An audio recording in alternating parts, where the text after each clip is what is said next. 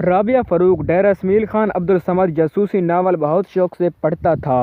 اس کی چھٹی ہنس بھی تیز تھی۔ عبدالصمد اپنے ابو اور دادی کے ساتھ رہتا تھا۔ ایک دن عبدالصمد کے ابو اپنی والدہ کے علاج کے لیے بینک سے 50,000 روپے نکلوا کر گھر لا رہے تھے تو ایک لٹیرے کی نظر میں آ گئے۔ راستے پر ہجوم تھا، اس لیے اس لٹیرے نے ان کا گھر تک پیچھا کیا۔ ابو نے پیسے لا کر الماری میں رکھے اور لاک لگا دیا اور چابی کو تکیے کے نیچے لا کر رکھ دیا۔ آدھی رات کے وقت گھنٹی بجی۔ ابو دروازے پر پہنچا۔ کون ہے؟ ابو نے پوچھا۔ لٹیرے نے عیاری سے جواب دیا، بھائی میں ایک غریب آدمی ہوں، ہوٹل پر کام کرتا ہوں، مجھے بہت سردی لگ رہی ہے، مہربانی کر کے آپ مجھے کوئی سویٹر یا چادر لا دیں تاکہ میں سکون سے گھر پہنچ سکوں۔ دادی نے کہا کہ یہ پتہ نہیں کون ہے، اس کو چلتا کرو۔ اتنے میں لٹیرا پھر بولا، بھائی میرا گھر شہر سے بہت دور ہے، مجھے بہت سردی لگی ہوئی ہے، مہربانی ہوگی مجھے کوئی پرانی سی چادر دے دو تاکہ میں پرسکون طریقے سے گھر تک پہنچ جاؤں، ورنہ مجھے اندیشہ ہے کہ میں راستے میں گر پڑوں گا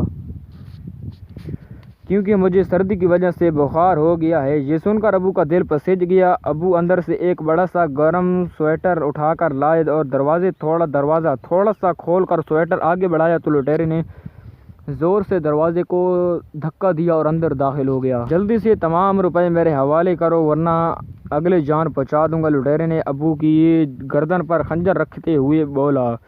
ابو نے کمرے میں آ کر الماری کھولی تو دیکھا اس میں پیسے نہیں تھے۔ عبدالصمد جو اسی کمرے میں بستر پر بیٹھا ہوا تھا کہنے لگا، ابو جان نعیم انکل کی بیٹی کی شادی کی تیاری ہے، ان کے پاس پیسے نہیں تھے، میں وہ ادھار مانگنے آئے تو میں نے انہیں سارے پیسے دے دیے، لیکن بیٹا اس وقت تو ابو حیران ہو کر بولے۔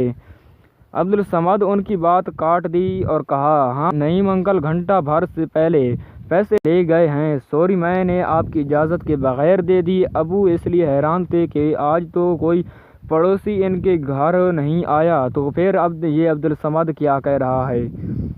بہرحال کچھ سوچ کر وہ خاموش ہو گئے۔ ادھر لٹیرا یہ سن کر زیادہ حیران و پریشان ہو گیا۔ بہرحال اس نے سارے گھر کی تلاشی لی لیکن اسے کچھ نہ ملا۔ آخر غصے میں آ کر اس نے ابو سے کہا، جیب میں جو مال ہے دے دو۔ ابو نے جیب سے ساری نقدی نکال کر اسے دے دی جو تقریباً 450 روپے، اور کوئی قیمت گھر میں نہیں تھی۔ وہ چلا گیا۔ دراصل عبدالصمد نے جیسی آدھی رات کے وقت دستک کی آواز سنی تھی اس کی چھٹی ہنس بیدار ہو گئی تھی۔ اس نے جلدی سے 50,000 روپے الماری سے نکال کر لفافے میں رکھے اور لفافے کو فریج کے سبزی والے خانے میں ساری سبزیوں کے نیچے چھپا دیا تھا۔ اس طرح اس کی چالاکی اور پھرتی سے اس کی دادی کے علاج میں کام آنے والے پیسے بچ گئے۔ تو ناظرین امید کرتا ہوں آج کی سٹوری بھی آپ کو اچھی لگی ہوگی۔ اچھی لگی ہو تو چینل کو سبسکرائب کر کے ویڈیو کو لائک کر دیں۔